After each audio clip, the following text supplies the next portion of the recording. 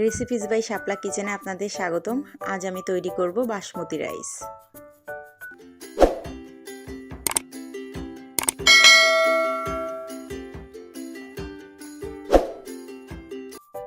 বাসমতি চাল আমি এখানে বাসমতি চাল 2 গ্লাস মেপে নিচ্ছি। আপনারা যেভাবে ভাতের চালটা মাপেন সেভাবে সেই গ্লাস অনুযায়ী মেপে নেবেন।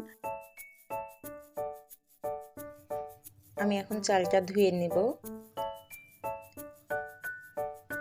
জল দিয়ে দিলাম। জল দিয়ে আমি চালটা এবার ধুয়ে নেব।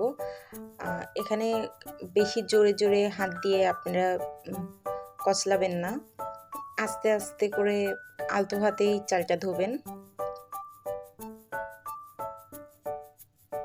আমি এখন চালটা ধুয়ে নিচ্ছি। আমার চাল ধোয়া হয়ে গেছে। আমি এখন এর চালের মধ্যে আমি জল দিয়ে 10 মিনিট আমি ভিজিয়ে রাখবো। আপনারা চাইলে 15 মিনিটও ভিজিয়ে রাখতে পারেন। আমি 10 মিনিট ভিজিয়ে রাখলাম। এখন আমি জলটা মেপে নিচ্ছি। আপনারা যেমন বাড়িতে ভাত রান্না করতে গেলে 1 পট চালে 2 পট জল দেন, আর এখানে জলটা একটু বেশি দিতে হবে, কেননা এখানে আমি মাঠটা ঝরিয়ে নেব। এখন জল বেশি বলতে আপনার 1 পট চালে আপনার 3 পটের একটু বেশি আপনার জল দিতে হবে। আমি 2 পট চাল নিয়েছি, আমি 7 পট জল নিয়ে নিলাম, মানে 7 গ্লাস জল নিয়ে নিচ্ছি। এখন আমি জলটা গরম করতে দিয়ে দিচ্ছি। 2টা তেজপাতা আর 2টা এলাচ দিয়ে দেব। আপনারা চাইলে নাও দিতে পারেন তেজপাতাটা, তবে তেজপাতাটা দিলে পরে সেন্টটা খুব সুন্দর আসে। আমি এখন 1 চা চামচ তেল দিয়ে দেব। তেল দিলে ভাতটা খুব ভালো ঝরঝরা হয়।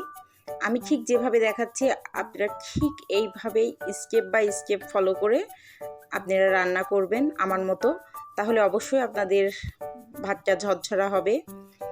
আর আমার চালটা দেখাচ্ছি, চালটা ফুলে গেছে। এখন আমি চালের জলটা ঝরাই নেব। আর এই পর্যায়ে আমার জলটাও মনে হয় ফুটে গেছে। হ্যাঁ, আমার জল ফুটে গেছে।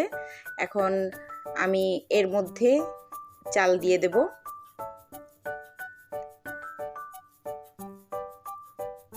আমি এই যে চাল দিয়ে দিচ্ছি।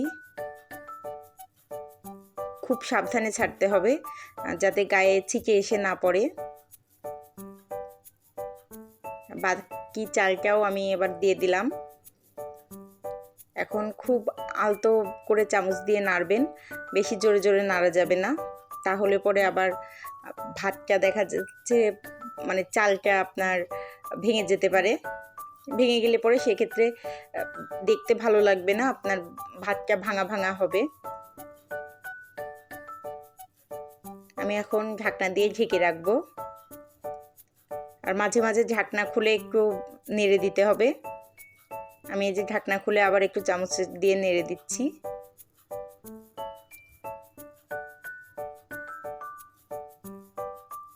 আবার ঢাকনা দিয়ে দিলাম।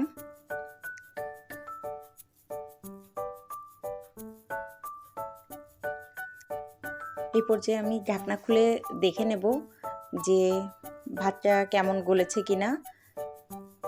আমি যে এখন দেখছি আমার ভাতের মধ্যে এখনো একটু শক্ত আছে, চাল চাল আছে।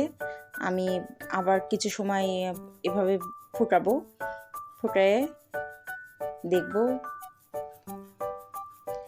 আমি এইভাবে বেশ কিছু সময় জাল করে নিলাম। আমার ভাতটা এখনো গলেনি, এই যে আপনাদেরকে দেখাচ্ছি। তবে প্রায় হওয়ার পথে আমি ঢাকনা দিয়ে ঢেকে রেখেছিলাম। ঢাকনা খুলে আমি আবার একটু দেখে নিচ্ছি।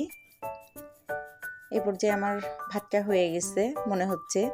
এখন আমি একটু আপনাদেরকেও দেখাই দিচ্ছি।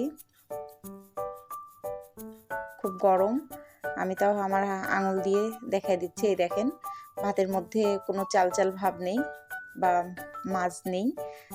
এখন আমি ঢেলে ফেলবো, মানে জলটা ঝরায় নিতে হবে। এই পর্যায়ে আপনারা পাতাগুলা মানে তেজপাতাগুলা ফেলে দিবেন। আর আমি এখন ভাতের যে মাড় ওইটা গেলে নেব।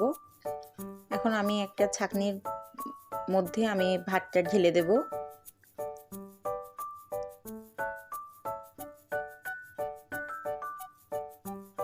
ভাতটা ঢালা হয়ে গেছে, আর বাদ বাকি যে প্যানের মধ্যে ভাত ছিল সেটা আমি ঢেলে নিছি, আর তেজপাতাগুলো সরাই দিছি। দিয়ে এইভাবে আমি একটা চামচের সাহায্যে সুন্দরভাবে আমি ভাতগুলা একটু নেড়ে দিলাম। এইভাবে ভাতটা ঠান্ডা করে নিতে হবে। আর তৈরি হয়ে গেছে আমার বাসমতি চালের ভাত। আপনাদের চামচের সাহায্যে দেখাই দিচ্ছি। দেখেন আমার ভাতটা কতটা ঝরঝরা হয়েছে। তবে ভাতটা অবশ্যই ঠান্ডা করে নেবেন, না হলে পরে ভাতটা গলে যাওয়ার সম্ভাবনা থাকে। আমার ভাতটা রেডি। আমার রান্না ভালো লেগে থাকলে আমার চ্যানেলকে সাবস্ক্রাইব করে দিবেন।